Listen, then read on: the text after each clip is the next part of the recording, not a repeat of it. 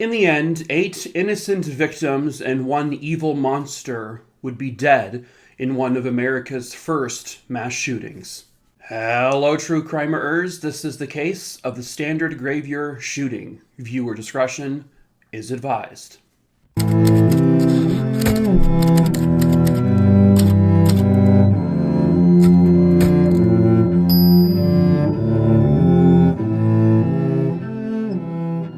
Real quick before we get started, of course, hello, my name is Mike. If you're new to the channel, I tell 3 true crime stories here every single week on YouTube on Mondays, Wednesdays, and Fridays.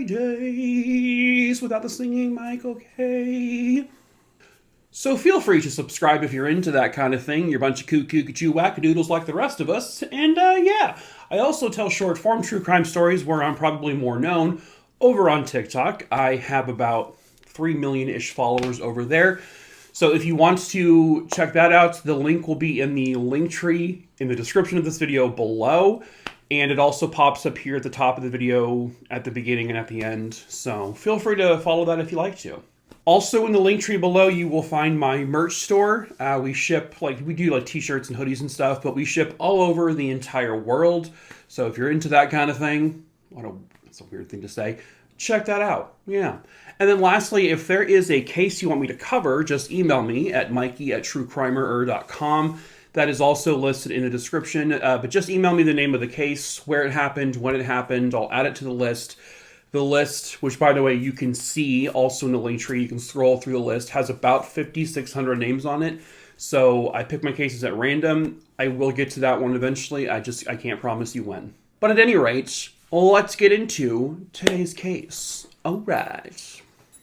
Standard Gravure was a business in the Louisville, Kentucky area. That's where it originated. It was a printing business that was founded in 1922, owned by the Bingham family for a very long time. I guess it printed the local paper, the Courier-Journal, there for quite some time. In 1986, the Bingham family would end up selling the company to a new family. They had employed at one point a high of 531 different employees at 2 different, buildings. One of those buildings would experience what was, known as one of the very first mass shootings in America's history. And this was before a time where we even used the phrase mass shootings, because back then it wasn't obviously as common as it is now.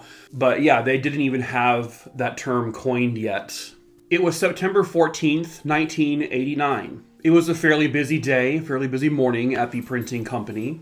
Everyone had gotten to work, clocked in, and started doing their business, and everyone was just going with the flow when all of a sudden, all hell would break loose. A 47-year-old employee of theirs named Joseph Wesbecker would enter the building at 8:38 a.m. He had on him a Polytech AK-47, a Sig Sauer P226. I'm sure there are going to be some gun people who are like, oh my god, you pronounced it wrong. I probably did. Apologize. He also was slinging a duffel bag around his shoulder that contained 2 different guns, a Mac 11 and a snub-nose .38 caliber Smith & Wesson revolver. He also had a bayonet on him. Okay. And then he had several hundred rounds of ammunition. He was ready for a fight. Joseph Thomas Wesbecker, he was born on April 27th, 1942. He was raised as an only child by his mother after his father died in a very unfortunate construction accident. And then at one point, he was even put into an orphanage for a year. He would end up dropping out of high school, and he had to go back many years later to get his GED. In 1960, he began to work as a pressman, where he then got married. He had 2 kids. And then in 1971, he got a job as a pressman at Standard Gravure. Everyone knew him there as a very hardworking, very reliable employee. A great employee, even. And everything was going wonderful for 6 or 7 years. But then by 1978, he ended up divorcing from his wife. There was what they described as a very bitter custody battle between the 2 of them. And around that same time, he admitted himself into a psychiatric hospital because his mental health had just really begun to wane. In 1983, after he's kind of on the upswing a little bit, he ends up remarrying, and that marriage lasts about a year. After that, his mental health, which was on the upswing, started to shoot way back down. And he had become suicidal. He had become extremely depressed. He became a recluse. He really just kind of became a loner. When the company, Standard Gravure, was sold in 1986, I guess the new ownership would transfer him from being a pressman to, I guess, a mechanical folder. He felt that this work was super stressful. He even complained about the stress it was giving him. He felt like this particular role, he was under a significant amount of pressure, more than he's ever been experienced while working here before. He basically pleaded to them to please give him his old role back, but they didn't. That's basically when his behavior towards especially the management became very aggressive. He became very hostile. He became a very bitter and angry employee. He had spent a very, very long time there, and now all of a sudden he's being treated, he feels, like shit. His mental health issues were beginning to show at work, and he also was having other health issues like memory loss, dizziness. He would say he had blackout spells. He felt that he was then being discriminated against because of his mental health. He felt that they were almost doing it on purpose at work, putting him in stressful situations on purpose to cause his mental health issues to get worse. Now, there's no actual proof of that, but that's just what he felt. He would be diagnosed officially as having depression and manic depression, and this is when he was prescribed Prozac, a relatively new mental health drug at the time. In August of 1988, Joseph Wesbecker was finally given approval for disability due to his mental health. He was put on long-term disability leave from Standard Gravure. There was a written agreement between him and the company that once this long-term disability was over, he would be reinstated back to his job. But it sounded like that was not going to be his plan. Between 1988 and 1989, Joseph Wesbecker slowly begins to acquire a lot of different weapons. He was able to basically just walk in, despite his diagnosed mental health issues. He was able to walk in, purchase an AK-47, several handguns, revolvers, just was able to do it easy peasy lemon squeezy. And then he received a letter in the mail, apparently from Standard Gravure. And in this letter, it announced that they were canceling his disability income. And that was it for him. Which takes us back to September 14th, 1989 at 8:38 a.m. Armed with all of the weapons I stated earlier and a duffel bag full of ammunition, Joseph Wesbecker takes the elevator up to the reception area, the executive reception area. And this is located on the 3rd floor. And he had gun in hand and he was ready to go. And as soon as those doors opened, you could see the reception desk. And sitting behind the reception desk was a woman named Sharon Needy. He immediately opened fire on her. She was shot and killed instantly. There was another woman sitting next to her named Angela Bowman who he shot. She did not die, but she would become paralyzed for life. He was apparently on the hunt. He was searching for the president of the company. Michael Shea was his name. And also his targets were like all of the supervisors, anyone in management, that he was going in there to kill them. And essentially anyone who got in his way. Witnesses would describe Joseph Wesbecker as just very eerily and calmly walking down the hallways, just armed with an AK-47. And he would stop intermittently and point a gun at someone and just shoot them. It was very deliberate for him. During this process, he kills a man named James Husband and then injures another person named Forrest Conrad. One man named John Stein, he actually shot him in the head, but unbelievably he would survive, which would give him medical issues for the rest of his life. He was then seen heading down a stairwell into the press room, where he saw Paul Sally, and he just shot and killed him right then and there. Then he shot a man named Stanley Hartfield, who would survive.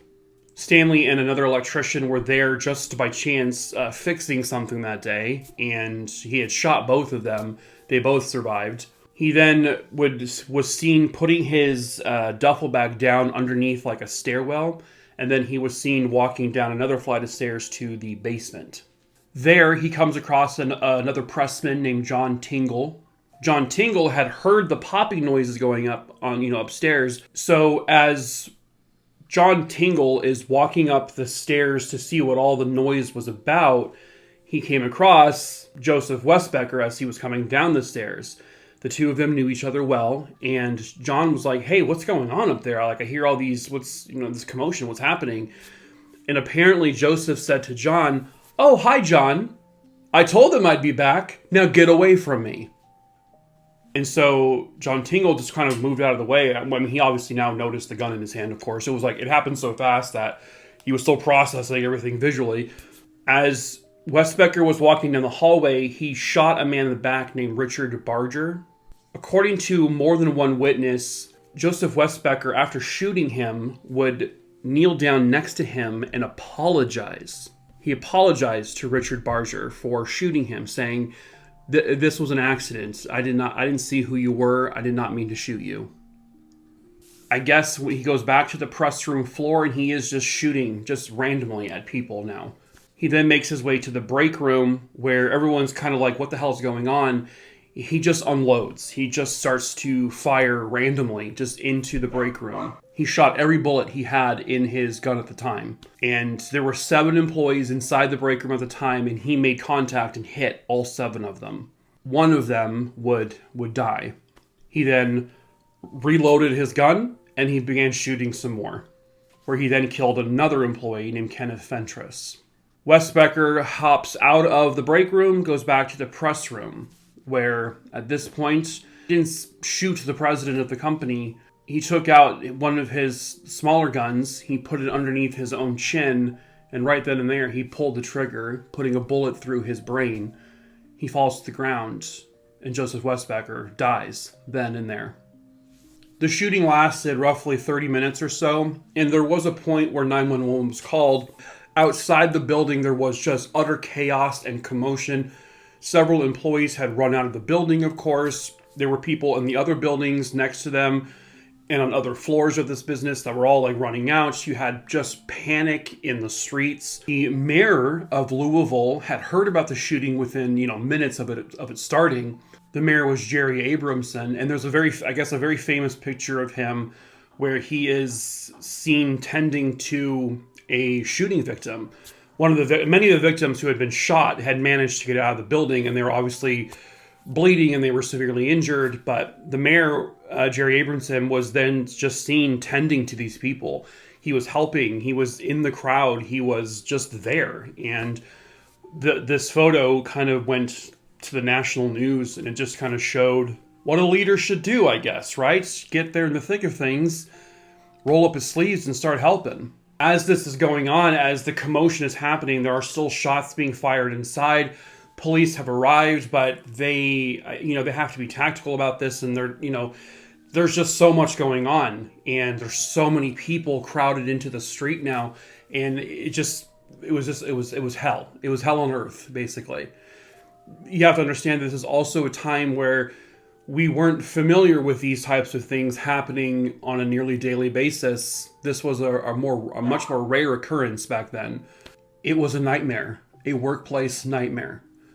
Something that many people fear nowadays. When they clock into work, is it going to be their last day? When a high school student walks into class, is that their last day? Are parents going to be called that their child was shot at school? Or husbands or wives can be called that their loved one was murdered at work?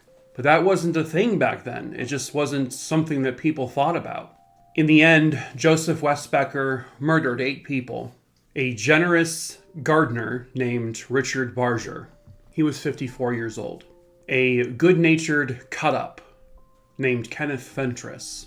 He was 45 years old. A determined artist named William Ganote. He was 46. A friendly new neighbor named James Husband. He was 47. A happy-go-lucky employee named Sharon Needy. 49 years old. An incredibly hardworking and avid employee named Paul Sally, 59 years old. A traveling singer named James Wibble, 56 years old. A family man and a coach named Lloyd White, 42 years old. Husbands, wives, brothers, sisters, uncles, aunts, nieces, nephews, people.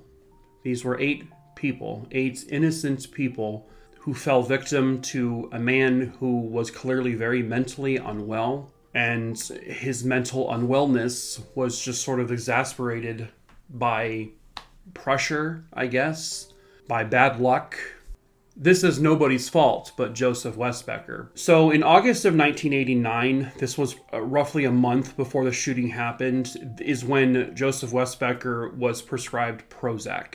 The victims' family members had kind of come together and they decided to sue Prozac because of what happened. The belief was, and there was, I guess, some medical backing behind this, was that Prozac was most likely misprescribed to Joseph Wesbecker. It may not have been the correct thing to give him. And the side effects of Prozac to some people, it's believed that those side effects contributed to his actions.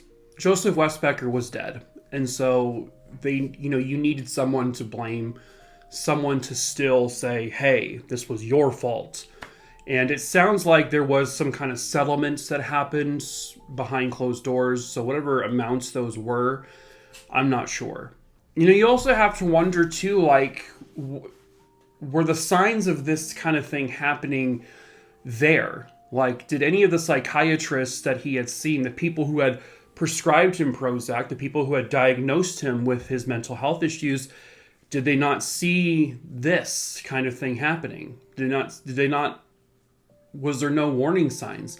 And a lot of times there isn't when it comes to stuff like this happening. Was Joseph Wesbecker failed, or did they do everything they could and he still just did this? I mean, the truth of the matter is we'll never really know. But people like Joseph Wesbecker still exist today. And it's kind of like you may, not to make this sound horribly terrifying, but you may currently be working with a Joseph Wesbecker type. You may go to school with someone like Joseph Wesbecker. And that's the scary thing, is sometimes you just don't know. You don't know. But 8 people gunned down, 8 families who are forever scarred, 8 families who don't get to have their loved one for holidays, for birthdays, for weddings, for graduations. They don't get to be there because one man he lost his mind. He was able to freely purchase guns that maybe someone like him should not have ever been able to own. And he gunned down 8 people, and he injured like 13 to 15 other people pretty badly. He caused panic. He caused chaos in the streets. Eventually, the building, the Standard Gravure building, was demolished and was just turned into a parking lot. Some of the survivors, who are still alive today, are still, to this day, in 2024, dealing with the events of that day. Some of them are paralyzed. Some of them are partially paralyzed. Some of them can't, turn their necks in certain ways or move their arms, or some of them just are restricted in some way, shape, or form for the rest of their lives because of the actions of this man. But I guess there is some comfort knowing that he killed himself too that day, and that he could not do this to anyone ever again.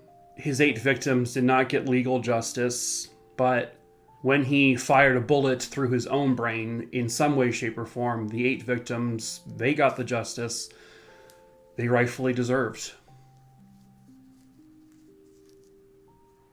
But that is it for this case. True crime, Rooney Dooney Dingleberry Dongs. I hope you found it interesting. I had never actually heard of this one before. I think we've gotten so lost in how frequently this happens nowadays that, the old school ones, the original mass shootings, are just they're just gone now. Like, we don't, you know, and there's an article I read that, you know, the victims, the surviving victims of this one are like, it's almost as if the Standard Gravure victims are just completely forgotten. And unfortunately, that's probably true. I mean, other than to their own families, and the people who live through it. But it is true. I mean, this happens so often now that we don't know. We can't even. We don't know which one happened when. We don't know what victims were at what shootings, and it's just such a convoluted, disgusting mess. That, yeah, we probably have forgotten about the mass shootings that happened last year, you know? It's, let alone what happened in 1989. And that's sad. It's tragic.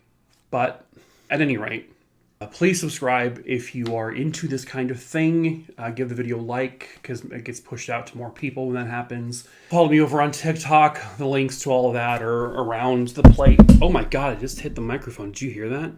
Did that scare you? I'm so sorry. Anyway, what? I don't know. Check out the merch store in the link tree below. Recommend a case to me. And what else is there? Nothing. There is nothing else. Because nothing matters.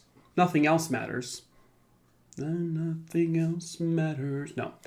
As I end every single video, I'm going to slowly slap myself in different increments to determine what my threshold is. I do this every time. You guys know by now I do this. So, ready? Puss. Ow, dick. Ah, shit. That didn't hurt. Oh, God. Harder. What? Oh.